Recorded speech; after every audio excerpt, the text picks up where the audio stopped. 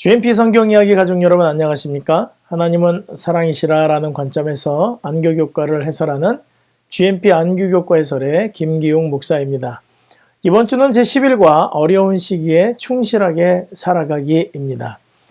자, 연구 범위는 역대하 20장과 역대상 21장, 베드로후서 3장, 요한일서 2장과 계시록 13장에 있는 내용입니다.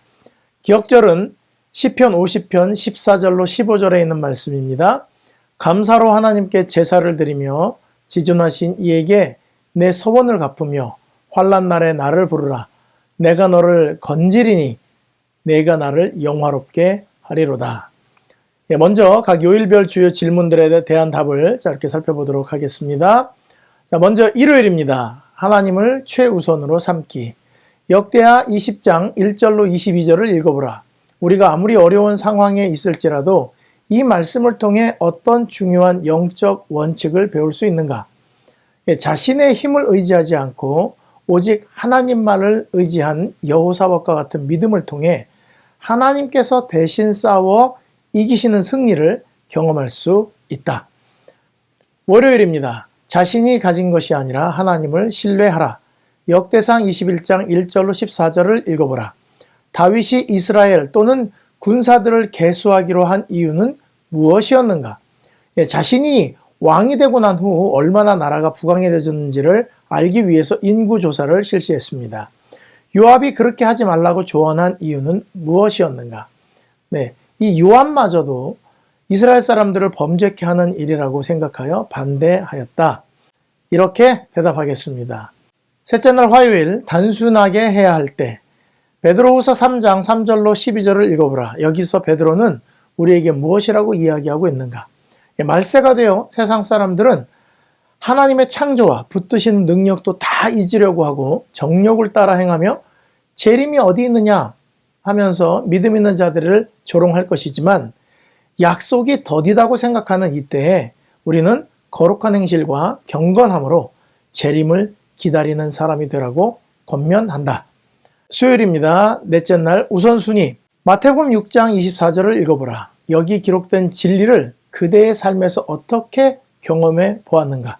항상 나를 위해 사용하는 돈은 아무리 써도 모자라고 헌금은 항상 충분한 마음이 들었습니다. 요한일서 2장 15절로 17절을 읽어보라. 여기 기록된 세 가지가 우리가 사는 세상에서 어떻게 나타나고 있는가? 그것들이 가져오는 위험이 우리가 느끼는 것보다 더 교묘하게 다가오는 이유는 무엇인가? 육신의 정욕과 안목의 정욕, 이생의 자랑은 강력하게 우리의 오감을 자극합니다.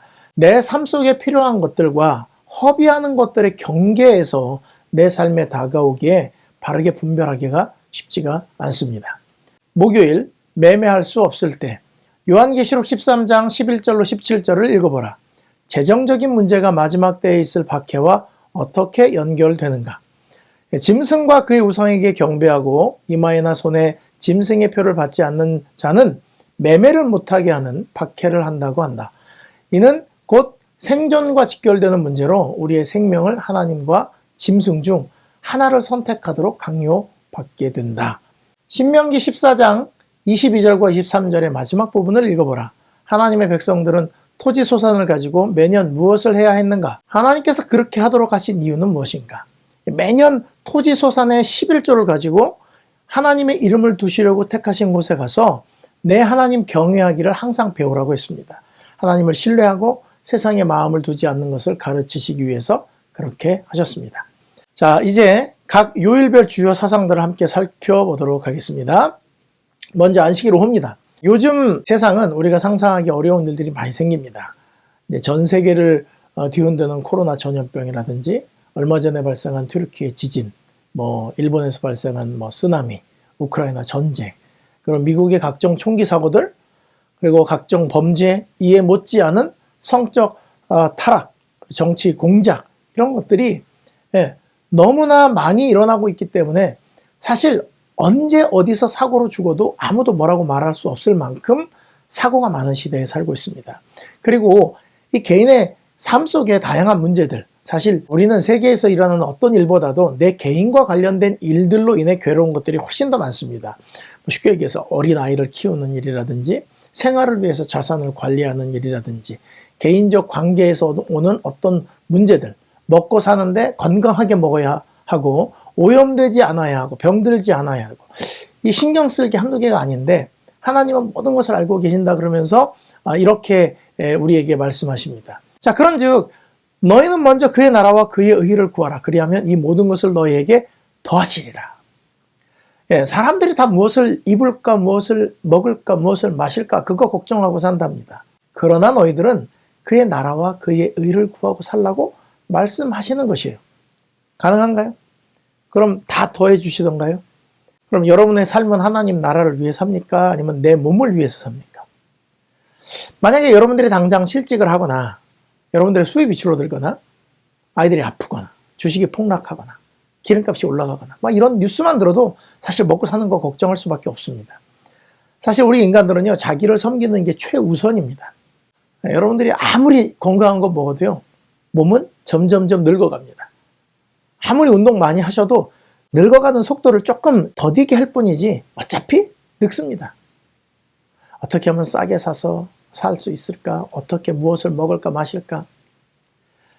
여러분, 우리는요, 우리 몸을 섬기고 있습니다. 어디 나갈 때 항상 찍어 바르고 옷 차려입고. 왜 그래요? 누구에게도 우습게 보이고 싶지 않아요. 허술하게 보이고 싶지 않은 것이죠. 뭘 입을까? 그게 그런 걱정이에요. 하나님은 우리가 이런 것을 다 알고 계십니다. 그래서 그의 나라와 그 의를 구하라. 이게 돼요, 안 돼요? 안 되거든요. 우리는 본성적으로 그의 나라와 그의 의를 구할 수 있는 사람들이 아니에요. 이 말은 무슨 뜻이냐면 너희가 그의 나라와 그 의를 구해봐라. 되겠느냐? 안 된다 이겁니다. 될 것 같을 때가 있어요. 내가 그렇게 사는 것 같아요. 그런데 무슨 일 하나가 딱 생기면 꼭 무너진단 말입니다. 그러니까 예수님이 말씀하신 게 수고하고 무거운 짐진 자들아. 그런 게 다 짐이에요. 우리에게는. 다 내게로 오라. 그분 안에서만 쉼을 얻을 수 있다는 것을 알려주시기 위해서 마태복음 11장에 이 말씀을 하신 것입니다. 우리가 그의 나라와 그의 의를 구하고 살 수 있는 사람들이 아니기 때문에 하나님께서는 그분을 의지하도록 그분에게 초청하는 것입니다. 이 힘든 시기에 하나님을 최우선으로 삼으면서 삶을 만족하게 살 수 있을까? 우리는 하나님을 최우선으로 생각한다고요, 안 한다고요? 안 해요. 어림없는 소리입니다. 착각하지 마시기 바랍니다. 그런 우리에게 오셔서 날마다 우리 짐을 지시는 주 곧 우리 구원이신 하나님을 찬송할지로다.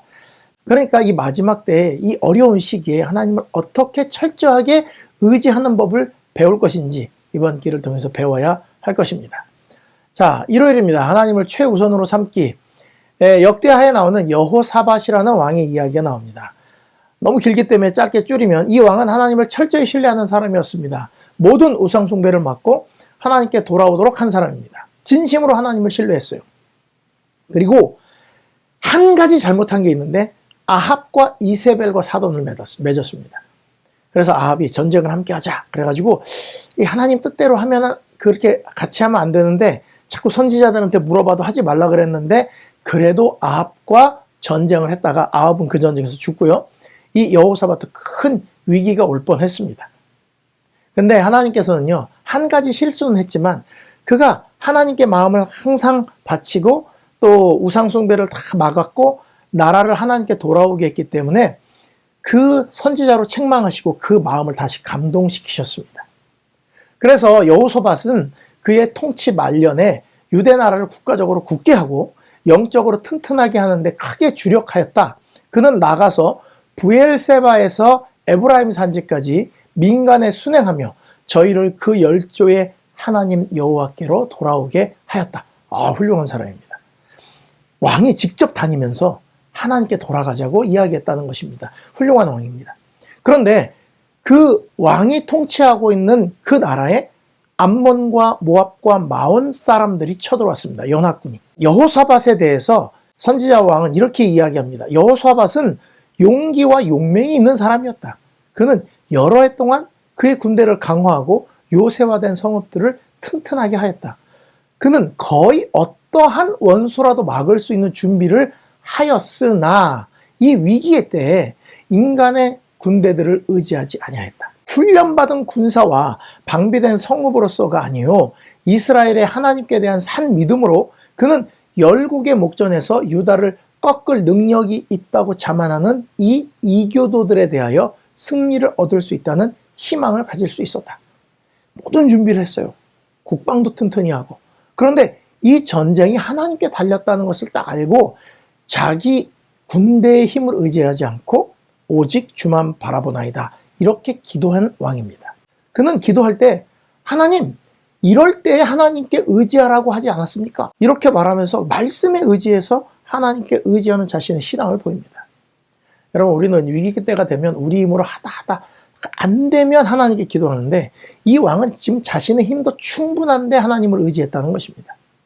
왕에게 그동안 교육받은 백성들도 한 마음으로 하나님을 의지하니까 하나님께서 개입하지 않을 수가 없었던 것이죠. 그래서 이 왕은요, 전쟁을 하는데 막 이렇게 전쟁하는 사람들을 데리고 가는 게 아니라 찬양대를 끌고 참전을 합니다. 그래서 하나님이 대신 싸워 승리를 주셨습니다. 전리품만 3일 동안 가져올 정도로 전리품도 그렇게 많았다는 거예요. 그렇게 한 다음에 나온 이야기가 우리가 맨날 외우고 기억절로 외웠던 성경절입니다. 너희는 너희 하나님 여호와를 신뢰하라. 여러분, 이 말을 할 때 얼마나 이 왕이 이야기할 때 백성들에게 이 감동이 오겠어요. 전쟁터에 나가는데 찬양대를 데리고 나갔다니까요. 그리하면 견고히 서리라. 그의 선지자를 신뢰하라. 그리하면 형통하리라. 네, 확실한 전쟁 승리 후에 실물 교훈으로 보인 것입니다. 눈에는 잘 안 보이는 것을 보는 것처럼 산 왕이었어요. 그런 사람도 아합과 이세벨과 사돈 맺고 하나님 말씀 거역하는 자기 눈에 보이는 대로 행할 때도 있지만 하나님께서는요, 아합과 여호사밧을 끊어내시고 다시 은혜를 주셔서 하나님만 의지하는 사람으로 만들어 가시는 거예요. 여호사밧이 훌륭한 사람이기도 하지만 하나님께서 그 사람을 계속 그렇게 만들어가는 것, 꼴지어가는 모습을 보는 것입니다. 여러분, 우리는 신앙에 항상 바릅니까? 아니면 불평하는 마음도 있고 신앙을 잠깐 쉬고 싶은 그런 마음도 있습니다. 희한하게 그럴 때마다 어떤 말씀이, 어떤 옆에 사람이 붙들어주고 용기 줘서 지금 이 자리에 있는 거 아닙니까? 교회를 뛰쳐나갈 만한 일들이 얼마나 많았습니까? 그래도 하나님께서 여러 가지 형편으로 우리를 붙들어 주셔서 마치 내가 지금 신앙 있는 사람처럼 신앙이 삶의 최고인 것처럼 살고 있잖아요. 그게 누구 덕이라고요? 하나님이 붙들어서 그런 거라고요.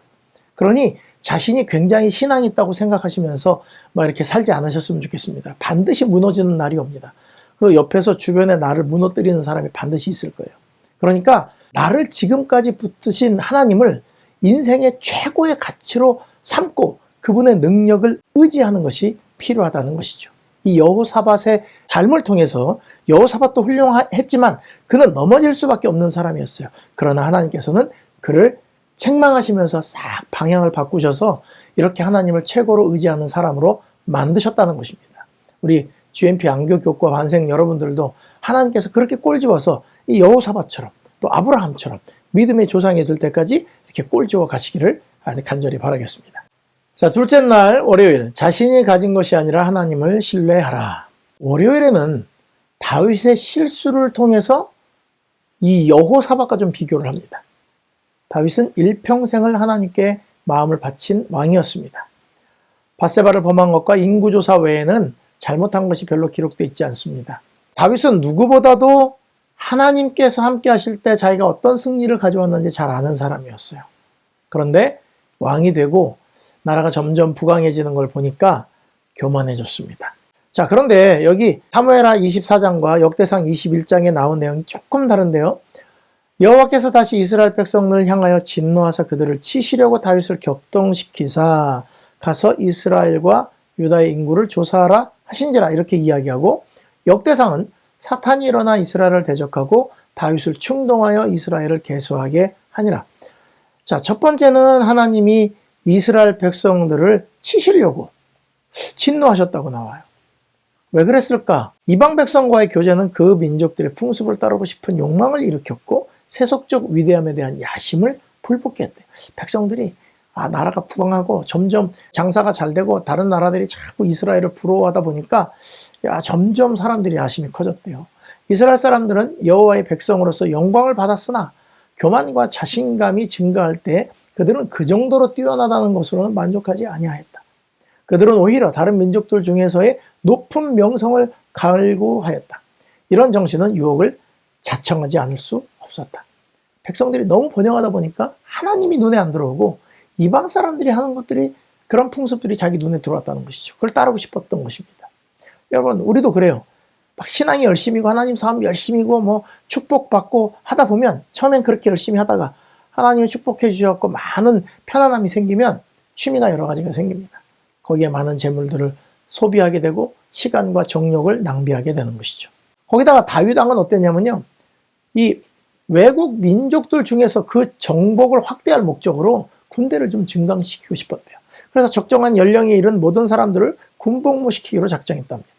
이 일을 하기 위해서는 인구조사가 필요했는데 이거는 교만과 야심 때문이었다. 여러분, 백성들을 계수함으로 다윗이 왕위에 오를 때 나라가 약했던 것과 그의 치세 아래 나라가 강하고 번영한 것 사이에 큰 차이가 나타날 것이다. 지금 누굴 높이고 싶은 거예요? 하나님보다 자기를 높이고 싶은 것입니다. 그래서 사단이 일어나 이스라엘을 대적하고, 지금 이스라엘 백성들이 이제 막 다 우상 숭배하잖아요. 그러니까 그 사람들을 막 이렇게 격동해 하나님으로부터 떨어지게 하려고 했다는 거예요. 다윗의 치세하에 이스라엘이 번영한 것은 왕의 능력이나 그 군사력이보다는 오히려 하나님의 축복에 기인된 것이었는데, 군사력이 많은 걸 보면서 야, 우리는 여호와의 능력이 아니라 우리 군대 때문에 이렇게 된 거야, 이런 마음을 가질까 봐 하나님께서 이 일을 치셨다는 거예요. 여러분, 우리는 안전하고 번영할 때, 가진 것이 많을 때 쓰러질 수가 있습니다. 이스라엘에서 110만 명, 유다에서 47만 명, 157만 명의 군대가 개수가 되었습니다. 이렇게 부강한 나라가 되었다는 것은 다윗에게 큰 자랑거리예요. 그런데 다윗이야말로 진짜 전쟁이 사람의 많고 적음에 달리지 않은 것을 누구보다 많이 경험했거든요. 제가 맨날 하는 얘기지만 몸이, 내가 선택할 수 있는 게 별로 없어요. 말을 하지만 여러분, 이 뇌가 기억하고 하는 건 내가 하는 게 아니에요. 매일 밤마다 여러분들이 잠을 주무시잖아요. 그러면 뇌가 그때부터 활동을 합니다. 그래갖고 온몸의 세포를 다시 다 소생시켜서 그 다음날 피곤하지 않게 활동할 수 있게 해주는 거예요. 여러분, 피를 빨리 돌게도 못하고 늦게 돌게도 못합니다. 피 거르는 신장, 방광, 소변 참는 거 조금 하는 것 뿐이지 우리는 그런 거 함부로 못합니다. 세포가 모든 산소들을 폐에서 이 혈액을 통해서 노폐물을 옮기고 피부를 재생시키고 호르몬을 분비하고, 우리 몸의 99%는 하나님이 하시는 거예요. 내게 아니라고요. 하나님이 호흡을 딱 걷어가시면 그냥 끝난단 말이에요.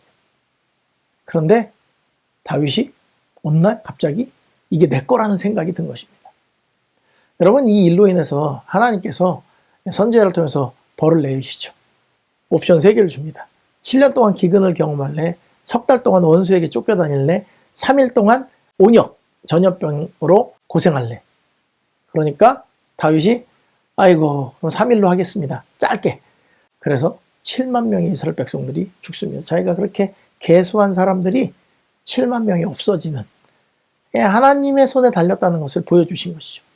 그리고 선지자가 아라우나, 여기 사무엘 하에는 아라우나라고 되어 있고요. 역대상에는 오르난이라고 되어 있습니다. 여기 가서 타작마당에 소를 가지고 제사를 드려라. 그러면 용서해 주겠다, 이렇게 했죠. 사람들의 교만과 우상숭배와 모든 그 죄악들을 하나님이 용서할 수 있는 방법을 알려주신 것입니다. 여기가 어디예요? 역대하 3장 1절, 솔로몬이 예루살렘 모리아산에 여호와의 전 건축하기를 시작하니 그것은 전에 여호와께서 그의 아버지 다윗에게 나타나신 것이요 여부스 사람 오르난의 타작마당에 다윗이 정한 곳이라. 사실 이곳이 어디냐면 아브라함이 이삭을 제물로 드렸던 그곳입니다. 모리아산 근처에 가서 내게 제사를 드려라. 아브라함이 이 칼을 잡고서 자식을 죽이는 게 가슴 아파가지고 막 덜덜덜덜 떨고 있을 때 하나님이 그 손 잡으셨잖아요. 안 돼. 그 정도면 됐다, 아브라함아. 그리고 아브라함은 거기서 이제 시험에서 이제 프리, 자유가 됐습니다. 여러분, 이게 우리를 구원하셨는데 다윗이 스스로 높고자 한 거, 이스라엘 백성들의 수많은 우상숭배, 하나님보다 다 자신을 높이고자 했던 거, 이 죄가 용서받은 것은 우리가 갚을 길이 없었기 때문에 하나님이 무료로 주신 것이지 값이 없는 게 아니에요. 너무너무 비싼 값이에요. 당신의 아들 목숨값입니다. 우리가 낼 능력이 없어서 우리에게 아무 공로가 없기 때문에 하나님께서 값없이 주신 것이지 절대 싸구려가 아니라는 것입니다. 내 삶에 이루어놓은 모든 것이 하나님께로부터 온 것을 인정하고 하나님께 영광을 돌려야 되는데 우리는 자꾸 자신의 공로를 자랑하려는 마음을 가질 때가 많아요. 그래서 그런 사람들에게 뭐가 필요한 거예요? 십자가가 필요했던 것입니다. 여호사밧처럼 오직 여호와만 바라봅니다 라는 마음을 가질 수 있으면 좋겠어요. 다윗의 교만과 자만심을 씻기 위해서는 십자가가 필요했다는 것입니다. 여러분들도 마찬가지입니다. 여러분 진리교회 좀 다녔다, 교회 봉사 좀 했다, 모태신앙이다, 몇 년간 신앙을 했다, 내가 수석장로를 몇 년 했다, 내가 봉사를 얼마나 많이 했다, 이런 거 하나도 중요하지 않습니다.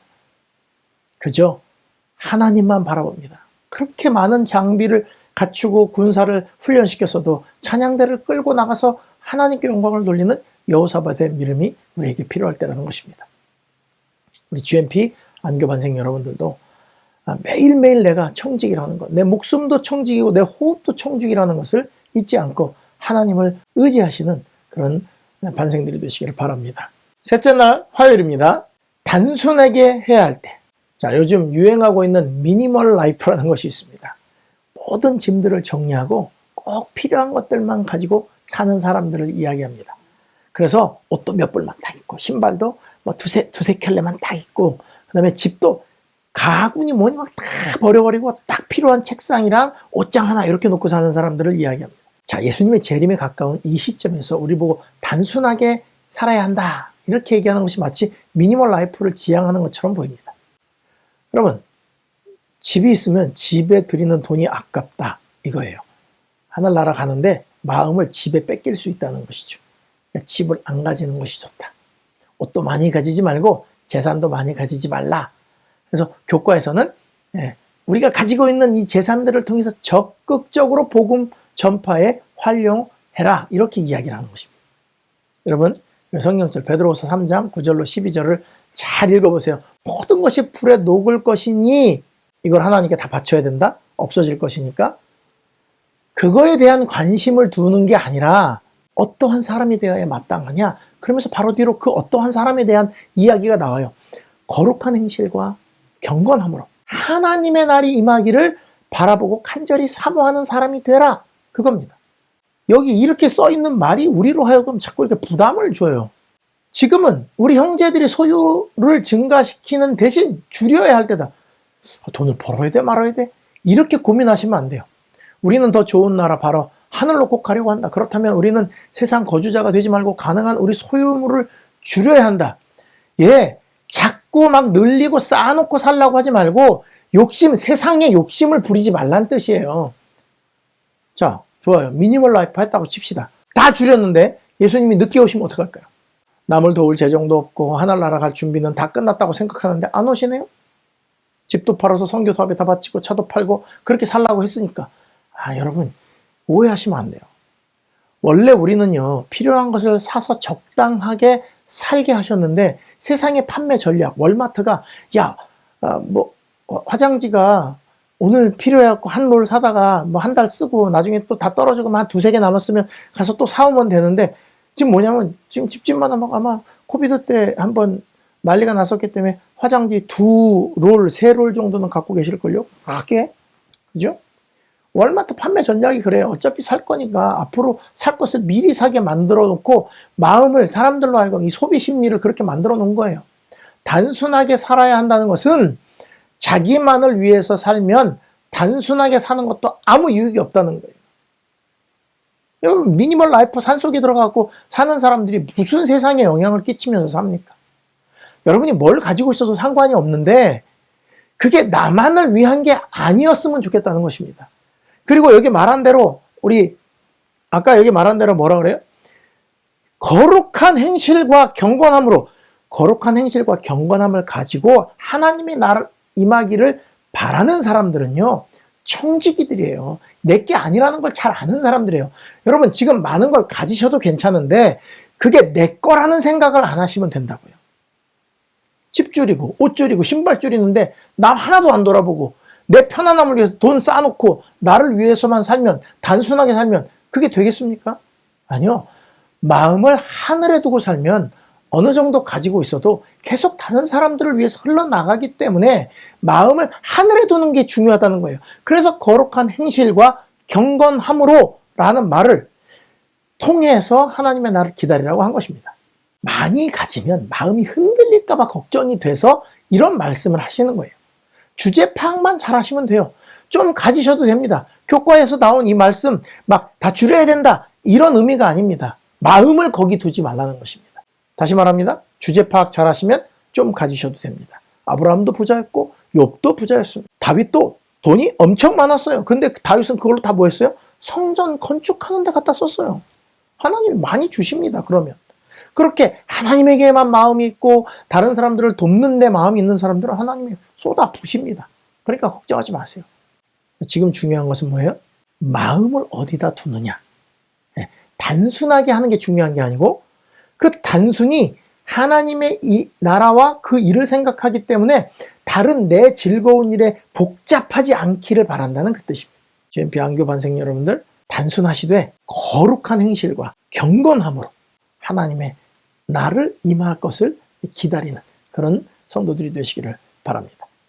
자, 수요일입니다. 우선순위, 예수님의 비유와 가르침, 성경의 인물들 이야기, 그리고 화이트부인의 권면들이 예수님께 대한 절반의 헌신은 안 된다 이렇게 얘기를 한다는 거예요. 교과에서 말하는 것이.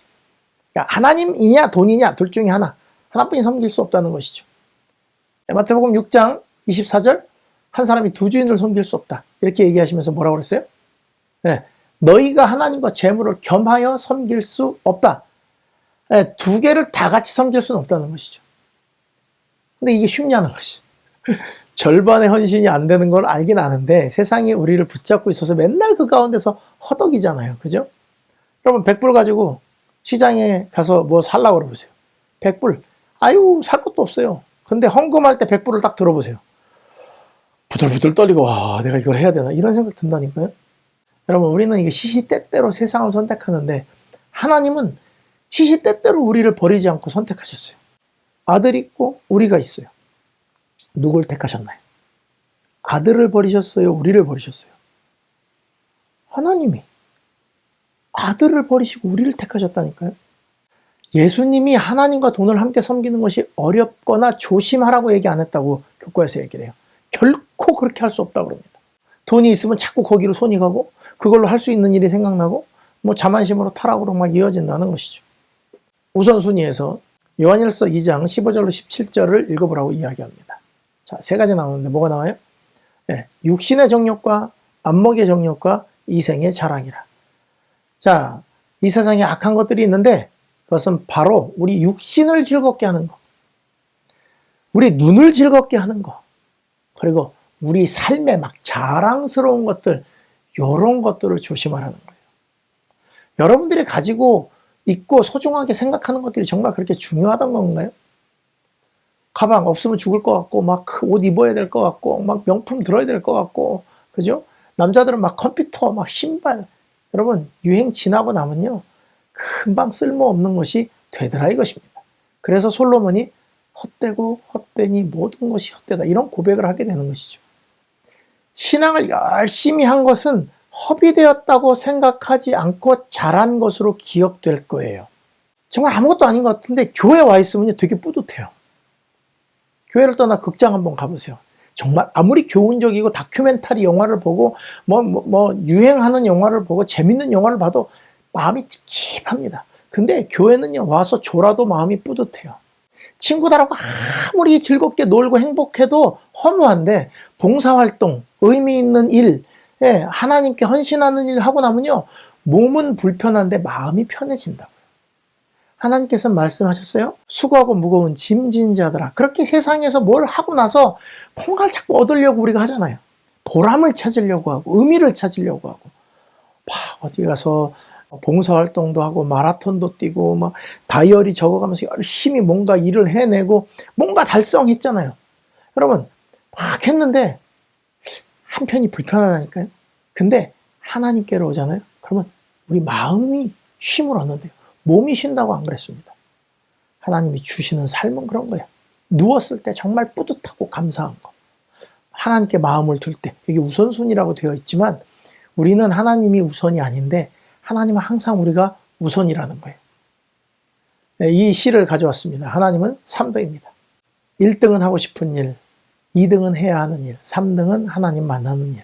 하고 싶은 일 다 하고 해야 하는 일도 다 마치고 그 후에 여유가 있으면 하나님을 만나줍니다. 하나님은 3등입니다. 어려운 일이 생길 때도 하나님은 3등입니다.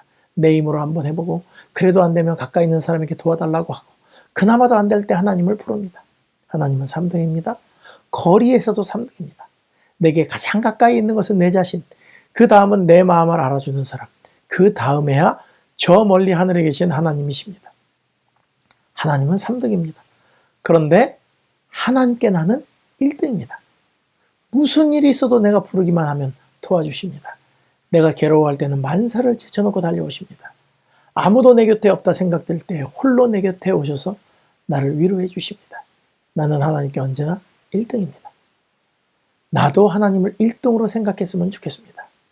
만사를 제쳐놓고 만나고 작은 고비 때마다 손을 내미는 나도 하나님을 1등으로 모셨으면 좋겠습니다. 내게 1등이신 하나님을 나도 1등으로 모시고 싶습니다. 예, 여러분 뭐 이렇게 우리가 갖고 있는 걸 가지고 어떻게 재산을 이렇게 해라 저렇게 해라 뭐 2개 섬길 수 있다 없다 이런 이야기가 중요한 게 아니라 내 삶의 목적과 원동력이 어디에 있냐는 것이죠. 하나님이 첫 번째였으면 좋겠다는 것이죠. 이게 잘 안 됩니다. 그래서 수고하고 무거운 짐진 자들아 오라고 초청하시는 거예요. 네, 여러분들 하나님을 1등으로 모시고 살았으면 좋겠습니다. 마지막 5째 날 목요일입니다. 매매할 수 없을 때. 교과에서는요. 마지막 때 있을 환란을 개국 이래로 그때까지 없었던 환란이라 하는 말을 다니엘 12장 1절에 있는 말씀을 인용해서 기록합니다. 그리고 요한계시록 13장 11절부터 17절에 보면은 그 짐승과 그의 우상에게 경배하는 사람들이 어떤 것인지, 그 다음에 마지막 요 17절, 18절에 누구든지 이 표를 가진 자 외에는 뭘 못하게 한다고요? 매매를 못하게 한다. 그래서 우리가 오랫동안 걱정하던 짐승이 표를 받지 않으면 매매를 못하게 할 것이다. 어떻게 먹고 살지? 이거예요. 자, 이걸 강조하게 되니까 마지막 때의 모든 것을 내려놓고 준비해야 된다. 어떤 사람들은 막 산속에 들어가갖고 자급할 수 있도록 농사를 지어야 된다. 이렇게 얘기합니다.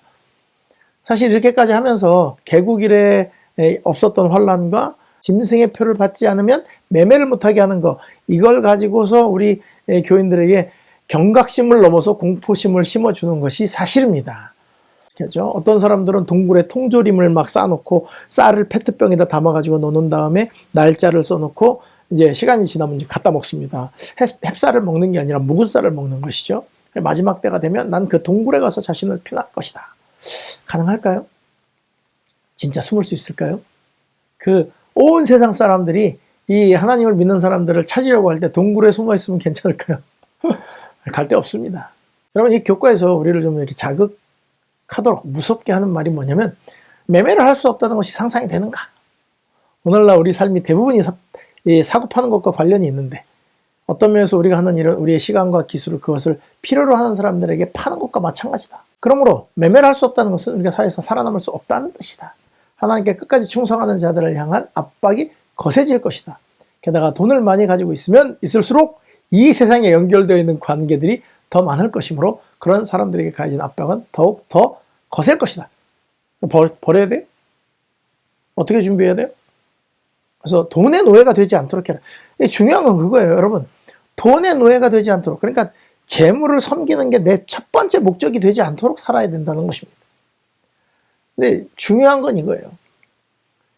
이런 이야기를 할 때 매일의 삶은 안 돌아봅니다, 우리가. 여러분, 학교 다닐 때 여러분들이 중간고사, 기말고사, 중간고사, 기말고사 이렇게 시험을 볼 때 중간고사가 끝나자마자 무슨 생각을 합니까? 아유, 벼락치기는 한계가 있구나. 어떻게 해야 되겠다?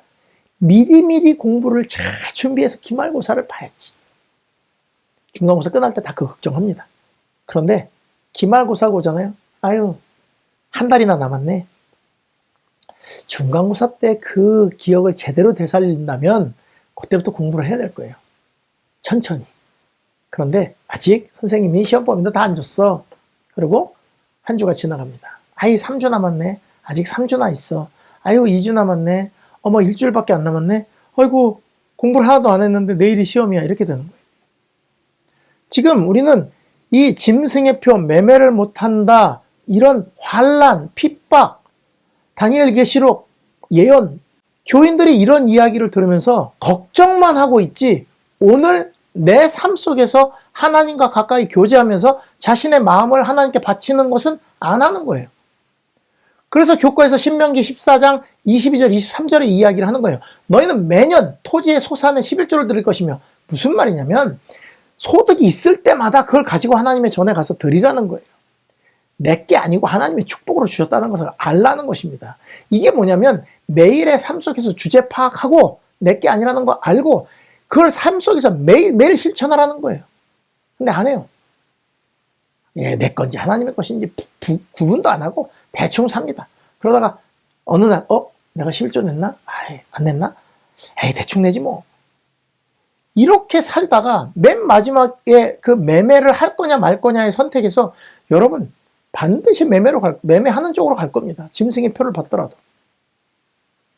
공부 안 하고 준비 안 하고 뭐 맨날 이렇게 시간 보내다가 시험 닥쳐갖고 걱정하는 학생이랑 똑같은 짓을 우리도 하는 거예요. 다 내놓으라는 이야기 아니에요. 청직이라는 걸 알려주시는 거예요. 그래서 시편 62편 10절에 포악을 의지하지 말고 탈취한 것으로 허망하여지지 말며 재물이 늘어도 거기에 마음을 두지 말아라. 이게 청지기에 대한 이야기예요. 하나님을 신뢰하고 세상에 마음을 두지 않도록 하는 것을 가르치시기 위해서 신명기 14장에 그렇게 이야기하셨다는 거예요. 그러니까 지금도 그걸 하면 돼요. 매일매일 살면서 하면 돼요. 어디 가서 숨습니까? 마지막 때가 되면. 숨을 데 없습니다. 먹고 사는 일이 우리의 목표가 되면 안 된다는 거예요. 교과책에 이렇게 써 있더라고요. 영감의 교훈이라고 해서 제때 재산을 처분하면 환난 때 자유로움. 지금 막 재산을 막 다 내놓고 하나님께 간절히 기도하면 필요한 데를 다 쓸 것이다. 그리고 이제 마지막 때 자유롭고 무겁게 누르는 장애물이 없게 될 것이다. 여러분, 재산 처분하면 지금 한다는 건데 판단이 됩니까? 매매를 못할까봐 걱정이 된다. 그러니까 돈에 마음을 두고 있으면 이게 없어질 때 마음이 무거울 거예요. 욥은 어땠습니까? 다 없어졌어요. 그 하룻밤에 200억이 넘는 돈이 날아갔어요. 근데 어때요? 욥은 뭐라 그래요? 하나님이 주셨으니까 하나님이 다 취하여 가신들 내가 뭐라 하겠느냐. 이렇게 이야기하는 것입니다. 이렇게 말하는 것은 돈에 마음을 두지 말라는 거예요. 재물에. 무슨 말씀인지 아시겠죠? 지금 재산을 막 다 처분해라. 그게 아니에요. 여러분들이 자산을 잘 관리하는데 이게 하나님 것이기 때문에 정말 필요할 때 이것을 내가 나눠줄 수 있어야 된다. 이 마음을 가지시라는 것입니다. 자, 마지막에 짐승의 표를 받지 않으면 매매를 못하니까 짐승의 표를 받아야 되나? 어떻게 해야 되지? 고민을 하고 계시죠. 계시록 14장 9절로 12절 또 다른 천사 셋째가 그 뒤를 따라 큰 음성으로 이르되 만일 누구든지 짐승과 그의 우상에 경배하고 이마에나 손에 표를 받으면 그도 하나님의 진노의 포도주를 마시리니 그 진노의 잔에 섞인 것이 없이 부은 포도주라. 거룩한 천사들 앞과 어린 양 앞에서 불과 유황으로 고난을 받을 것인데 그 고난의 연기가 어떻게 된다고요? 세세토록 올라가리로다. 짐승과 그의 우상에게 경배하고 그 이름의 표를 받는 자는 누구든지 밤낮 쉼을 얻지 못하리라 하더라. 여러분, 하나님의 인을 받지 못하는 사람들은 고통을 당하게 된대요. 둘 중에 하나 택하세요. 매매를 좀 못하고 먹고 사는 게 조금 어려웠고 마음이 편한 게 좋을지, 아니면 좀 먹는데 밤낮 쉼을 얻지 못하는 거, 둘 중에 하나 택하셔야 돼요. 짐승의 표를 받으면 먹고 사는 건 쉬워요. 근데 먹어도 먹는 게 아니고 쉬어도 쉬는 게 아니에요. 마음이 계속 불편해요. 여러분, 신앙 버리고 밖으로 가보세요. 편할 것 같아요? 내가 이렇게 살면 안 되는데 왜 이렇게 됐지? 이렇게 된다고요. 자, 마지막 때 계속 이야기하는 것은 돈에 마음을 두지 말라는 거예요. 재물에 마음을 두지 말라는 것이지 지금 이걸 다 팔으라는 얘기가 아니에요. 다 팔아가지고 그걸 캐시로 가지고 있으면서 단순하게 사는 거, 그거 하나님이 원하시는 거 아닙니다. 이거 하나님이 주신 거구나. 나는 먹고 살기 위해서 이만큼만 있으면 되니 이것을 가지고 누구를 도와야 할까? 하나님 사업은 내가 어떻게 받들어야 될까? 이렇게 마음이 항상 그걸 매일 연습하시라는 거예요. 지금 그래야 진짜 어려운 시기에 충실하게 살 수 있는 것입니다. 지금이 연습하는 시간입니다. 오늘은 나를 위해서 살고, 근데 마지막 때 되면 팔아야 될 때가 되면 팔아야지. 여러분, 주식 이렇게 제일 쌀 때 사갖고 제일 높을 때 팔면 좋겠죠? 근데 그거 아는 사람 있어요, 없어요? 없어요. 예측하는 사람은 있어도 아는 사람 없어요. 우리가 어려운 시기에 충실하게 살려면요, 오늘을 충실하게 살아야 합니다. 우리 GMP 안교반생 여러분, 오늘이 그날입니다.